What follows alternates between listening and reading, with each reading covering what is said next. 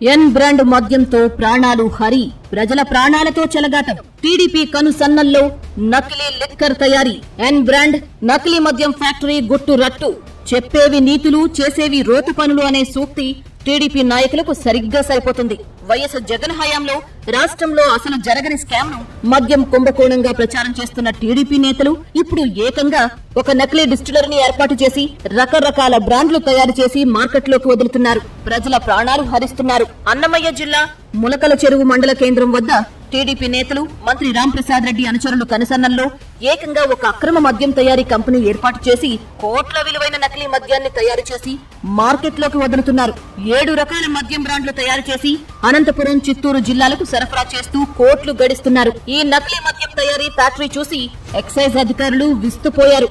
వేలాది ఖాళీ బాటిళ్లు, లీటర్ల కొద్ది స్పిరిట్, అప్పటికే తయారీ పూర్తయి మార్కెట్లోకి వెళ్లడానికి సిద్ధంగా ఉన్న మద్యం సీసాలు, లేబుళ్లు, మూతలు అంతా ఒక వ్యవస్థీకృతమైన దందాను చూసి ఎక్సైజ్ అధికారులు షాక్ అయ్యారు. ప్రభుత్వ పెద్దల అండదండలు లేకుండా ఇంత పెద్ద దందా నడపడం అసాధ్యమని వారంటున్నారు. తంబళ్లపల్లె టీడీపీ నేత కట్టా సురేంద్ర నాయుడును అరెస్టు చేసి ఆయన ఇంట్లో 10 బాక్సుల కేరళ మాల్ట్ విస్కీని స్వాధీనం చేసుకున్న పోలీసులు తంబళ్లపల్లె టీడీపీ ఇన్ఛార్జ్ జయచంద్రారెడ్డి పిఏ రాజేష్ సహా 13 మందిపై కేసులు నమోదు చేశారు. ప్రభుత్వ పెద్దల సహకారంతో స్పిరిట్, నీళ్లు మాత్రమే వినియోగిస్తూ బ్రాందీ, విస్కీ వంటి ఫ్లేవర్లు యాడ్ చేస్తూ నకిలీ మద్యం తయారు చేసి కోట్లు గడిస్తున్నారు. వీటిపై ఏపీ ఎక్సైజ్ శాఖ లేబుళ్లు అతికించి ఎవరికీ అనుమానం రాకుండా మేనేజ్ చేస్తున్నారు.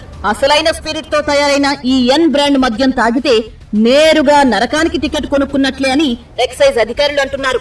ఇదిలా ఉండగా ఇప్పటికే ఊరుకో బారు, వీధికో బెల్ట్ షాపుతో కోట్లు గడిస్తున్న టీడీపీ నేతలు ఇప్పుడు ఏకంగా నకిలీ మద్యం ఫ్యాక్టరీ ఏర్పాటు చేయడాన్ని చూసి ప్రజలు ముక్కున వేలేసుకుంటున్నారు. పేరున్న మద్యం బ్రాండ్లను తలపించేలా, వాటిని మరిపించేలా తయారవుతున్న ఈ లిక్కర్ మాఫియా వెనుక మంత్రులు, వారి అనుచరులు ఉన్నట్లు తెలుస్తోంది.